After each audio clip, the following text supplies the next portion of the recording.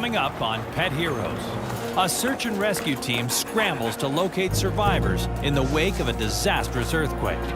And a detection dog sniffs out danger at a major border crossing.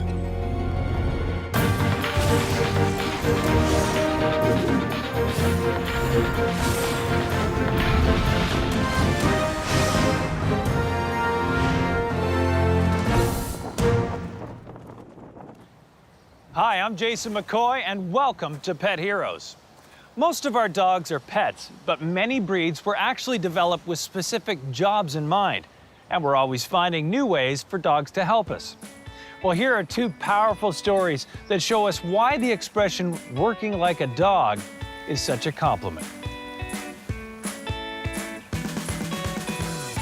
Okay, you may want to consider, because it's dark inside, to use the light color on your dog as well. Sylvie Montier is the training coordinator for the Canadian Search and Disaster Dogs Association and a certified international disaster dog leader. Her family has a long history in working with dogs for search and rescue. My father was in the French army. He was a medical doctor, and they did have some dogs, and they were Belgians. The French army had Belgians at the time. Sylvie grew up helping train dogs at home, and it was natural for her to carry those skills into volunteer work as a handler for search and rescue teams. When she and her husband Richard settled in the Edmonton area in 2000, there was no group in Canada doing disaster search and rescue with dogs, let alone international work. Within a year, Sylvie spearheaded the formation of the Canadian Search and Disaster Dogs Association. Now all she needed was a dog. Sylvie knew specialized work called for an extra special dog. Her search for a canine partner was intense and eventually turned up a Lacanois, another type of Belgian Shepherd. I first met Kramik in France. I was looking for a dog. I had virtually people all around the world looking for a dog for me, and I got that one email for a dog that was in France, and I went to visit him, and I really liked him, so I didn't hesitate, I took him. This particular dog learned very, very fast. He was extremely driven, and he had some basic training already. And this is one of the hardest things to find in a dog, is the dog that has a good work ethic. And he had that, because that was put in his head since he was a puppy. So that made it very easy. But finding the ideal dog was just the start. From there, Sylvie had to train Kramik for difficult, dangerous work. Typically, you're looking at 1 to 2 years of training, constant training. And I don't mean training like you take a once-a-week obedience class. It's really intensive training. The handler should be able to look at his dog and know what the dog's going to do and what the dog is thinking. And vice versa. The dog can look at you and he just knows what you're going to ask him to do, and he does it. It's just impressive when you work with a dog to realize how much they can really know and how much they can really understand. The earthquake has caused structural damage, collapse of material. Once each year, the Canadian Search and Disaster Dogs Association stages a mock disaster mission for training purposes. Participating this year are 19 teams from across Western Canada. This is part of our preparation for our team members to get ready to deploy on a mission on any disaster site that we would get called to. So they have a good understanding of A, what they're committing to, and B, what they can expect if they hit an affected area. A key part of disaster training is teaching the dogs to differentiate between the living and the dead. This is search and rescue. Can anyone hear me? For the living, they bark. For the dead, they scratch and whine. We need to know whether we have a live person or not, because if it's a dead body, we don't have to move as fast to take the person out. Don't move, we'll be back. We're going to get help, okay? For the dogs, it's a game. We teach them to use already their innate ability for a reward. They work very, very hard. In January of 2010, a catastrophic earthquake strikes the Republic of Haiti, the poorest nation in the Western Hemisphere. The call for assistance goes out only 18 minutes after the earthquake hits, triggering a massive international aid effort. Okay, I will. Sylvie's husband, Richard, confirms it with a phone call. So my husband contacted me and said, we've just had a red alert. So I went on the computer and I checked out. And sure enough, we had it. It's showtime. This is what it's all about for Sylvie, her teammates, and especially the dogs. It takes usually about 24 hours. In that case, within minutes. Everybody was on the net. They were already a call out. So whoever could mobilize, please mobilize. So we knew that it was not only a red alert, but it was a very, very serious matter at that point. As soon as you grab your bag, and you are a little bit frantic yourself, so the dog feels it and they just know. He knew he was going to work. It's always a big race with time because the first 72 hours is the most crucial time. Getting to the Caribbean on short notice is a logistical nightmare. Sylvie and the team fly through Calgary, Houston, and Newark, New Jersey, and that still only lands them in the Dominican Republic. They're on the same island as Haiti now, but it's late, and the team isn't able to secure a flight into the disaster zone until the next morning. Every passing hour means more lives lost in the rubble. We could see it from the air, the devastation of the city, the dust rising up from the city as we flew in. You could see it was massive.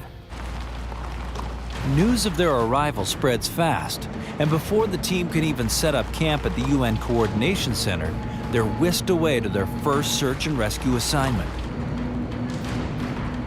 On the way, we've noticed a lot of dead bodies. Some of them had a sheet or a coat over their face, over the entire body, and sometimes there were nothing at all.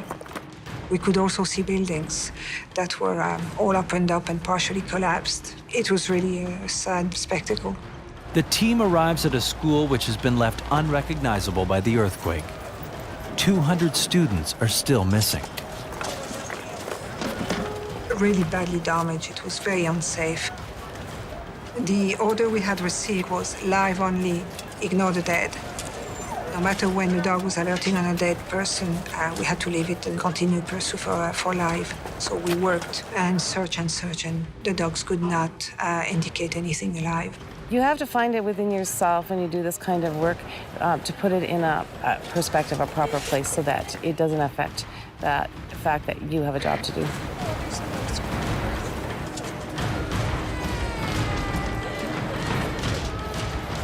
The team returns to base camp exhausted, but there's no time to rest.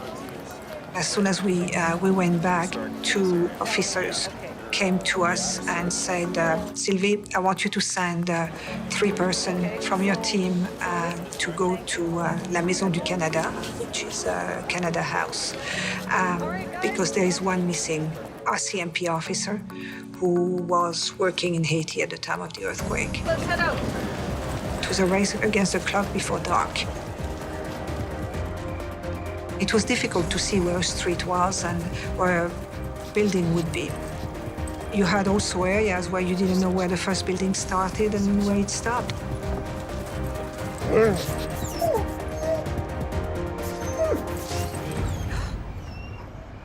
Sylvie and Kremik find what they're looking for, but sadly, not what they were hoping for.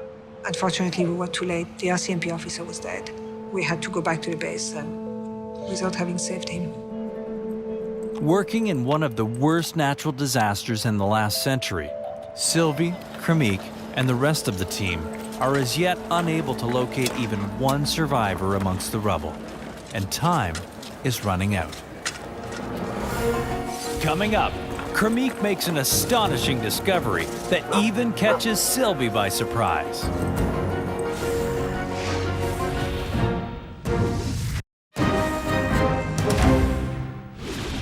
Sylvie Montier and her search and rescue dog Kremik are in Haiti, hoping to find survivors in the aftermath of a devastating earthquake. Exhausted from lengthy travel, they set to work immediately, but day 1 ends without locating a single trapped survivor. In such a grim scenario, even Kremik's mood suffers. Certainly for a dog that's not finding anything, working day after day can be really discouraging. I don't think it'd be any different than you playing sports, and if you never won or you never got a goal, you'd certainly lose a bit of interest or lose some heart. Chris Jorgensen is a certified dog handler who has volunteered with the Canadian Search Dog Association for 15 years. It's very hard on dogs, and they seem to get quite down on themselves and require the handler then to boost them up and make it a game again and make it lots of fun so that the dogs don't get kind of dejected and run down. After a brief rest at base camp, Sylvie, Kremik, and the team are back on the job early the next day with a new directive for increasingly desperate circumstances. That second day, we were told, you don't search every house. You ask information to the bystanders, whether people are missing there or whether they have heard something or they have reasons to believe that person may be still alive there. As soon as we went down, within 2 seconds, we had people around us saying, yes, that way, that way, that way. The pleas for help are overwhelming. The team is pulled in several directions at once. The lady said, you know, that's my neighbor and I know he's alive. We heard him this morning. So first we called out and nobody answered. Or at least we couldn't hear anything. And that's not unusual. So people that survived, the first day can call out, but by day 4, they don't have the energy to call out anymore. After half an hour without an alert from her dog, Sylvie and Kremik searched the roof of the collapsed structure. So we decided to bring him up on the roof. Very fast, he did alert. After hours of exhausting rubble work, Sylvie and Kremik have finally pinpointed a survivor. Heavy equipment is brought in to dig him out. And though protocol dictates Sylvie and Kremik are to move on, Sylvie digs in her heels. The orders we had was you find a victim, you mark the victim, and you move on to the next one looking for a victim. That was not going to happen. We had to find people that could take him out. Sylvie goes against orders and watches over the digging to make sure the rescued man survives. We were actually waiting quite impatiently. It took a long time. As if the rescue protocol isn't challenging enough, now Kremik seems to have a mind of his own. Beside us, there were people that had been pulled out on the first day that was dead, with a sheet over her. Nobody was paying attention to her, lots of fly around her. And Kremik started barking at her. At first, I just told him no, and he was very insistent. And he actually, at one point, pulled all the way to the end of the leash and went straight at her and bark, bark, bark, bark, would not stop. Kremik is seriously testing Sylvie's patience. He's supposed to pinpoint the living, not the dead. Suddenly, as I went to get my dog, and I was not too happy with him, I realized there were a movement under the sheet. And that person that everybody had thought was dead was not dead. Here, I have someone here. She had been pulled within the first half hour after the earthquake by a neighbor. It was for sure she was dead. Everybody said she was dead. Nobody paid attention to her, so everybody thought she was gone. It turned out that the dog was smarter than the rest of us because she was still alive. And the medical team started looking after her. I kept remembering what I always hear and always tell people, trust your dog. If not for Kremik, a woman left for dead would surely have ended up that way. Kremik and Sylvie, along with their Canadian teammates, continued to fight through 30-degree heat to identify the living amongst thousands of earthquake casualties. 4 days after the quake, the Canadians were still locating survivors. I think search and rescue dogs are heroes like any working dog because they'll do their job no matter what. They recognize danger, and yet they will not stop unless absolutely something is there that's not possible. And I think, yes, it takes a very special individual, whether canine or person, to go to that extent. I look at my dog and he amazes me. His intelligence, he's willing to do what I ask in terrible conditions. So yeah, a hero. Success for a rescue dog, I would say it's finding. It doesn't matter if it's one person or 1,000 of them. One person is one person that will be alive. Finding a life, this is what we call the jackpot. Coming up, a Border Patrol dog follows his nose to a most unlikely discovery.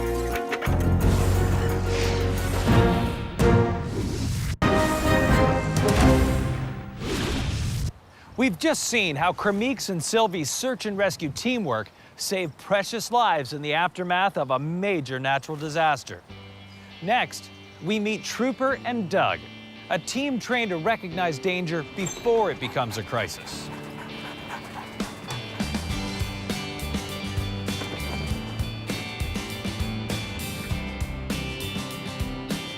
Doug Smith has been an officer with the Canadian Border Services Agency for the past 20 years.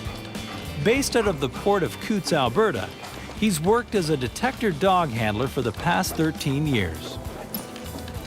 Doug and his dedicated Black Lab Trooper provide detector dog coverage for all ports of entry into the province of Alberta from the state of Montana.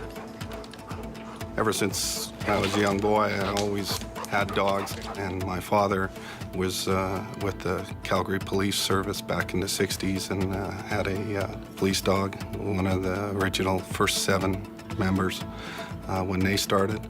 And so dogs have always been a part of our lives. When I joined Customs, it was an easy transition for me to look at the dog and think that that's what I wanted to do. By the time his first canine partner retired in 2006, Doug had already been pre-training a puppy at home for a year. That puppy was Trooper, and he quickly came on stream as Doug's new partner. I guess if I had to describe Detector Dog Trooper's personality, he's very enthusiastic. He loves to work. When he's working and he's in the middle of that search, he's focused. It's all a game to him, so if you were always working and you didn't get paid, it wouldn't be very fun. His payment is by finding stuff, so I actually have to put stuff out all the time. And his reward, of course, for finding this stuff is the ball.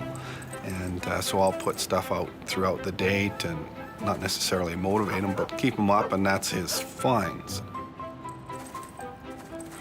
The 3 types of dogs that we use in Canada Border Services Agency are drug and firearm dogs. And we have a currency dog, and we also have dogs that are trained for food, plants, and animals.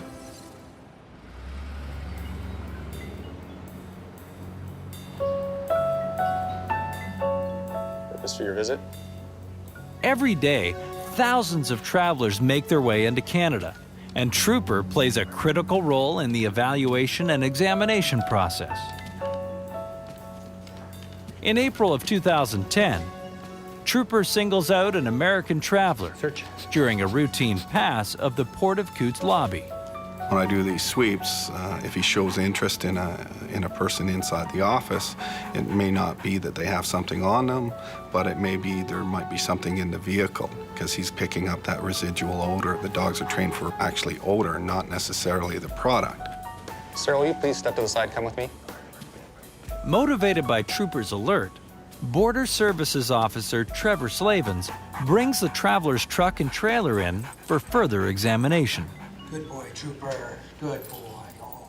We had taken the truck and the trailer up into the examination bay and unloaded all the contents of the trailer and the contents of the truck.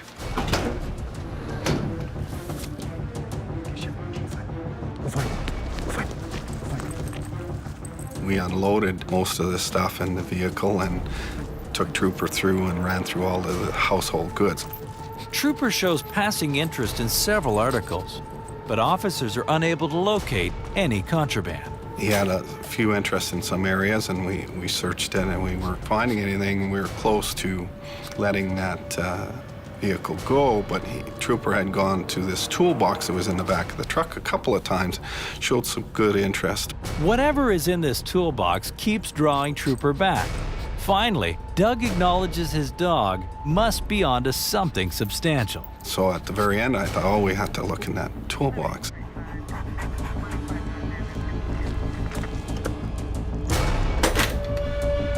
A cursory search turns up nothing out of the ordinary.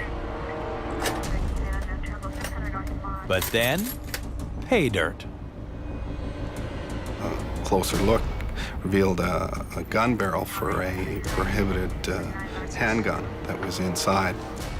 Got some questions here. We're going to go inside and talk.